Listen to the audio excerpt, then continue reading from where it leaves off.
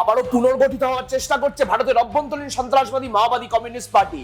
আপনারা জানেন যে ইতিমধ্যেই বাংলার 11টি স্থানে তল্লাশি চালিয়েছে ন্যাশনাল ইন্টেলিজেন্স এজেন্সি, যেখান থেকে উদ্ধার হয়েছে বহু নথিপত্র। মিলিয়ে দেখুন, একই সময় তিলোত্তমার বিচারের দাবিকে গৌণ করে জুনিয়র ডাক্তারদের বেশে বাংলায় অরাজকতা সৃষ্টি করার উদ্যোগ নিয়েছে এই মাওবাদী আর অতি বামরা।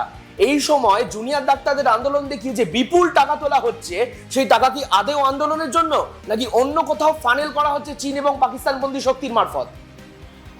নিউজ নাও আগেই আপনাদের এদের প্রত্যেকের পরিচয় দেখিয়ে দিয়েছিল যে এরা প্রত্যেকে মাওবাদী অপারেটিভ।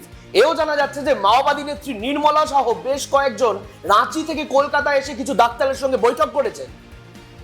দিনের আলোর মতো পরিষ্কার হয়ে যাচ্ছে ভারত বিরোধী শক্তিরা কিভাবে এই আন্দোলনের রাশ নিজেদের হাতে নিয়ে সামগ্রিক অস্থিরতা তৈরি করার উদ্যোগ নিয়েছে, যাতে আবারও পূর্ব ভারত মাওবাদী আগ্রাসনের কবলে পড়ে যায়। এই বিষয়ে আরো জানতে দেখতে থাকুন নিউজ নাও।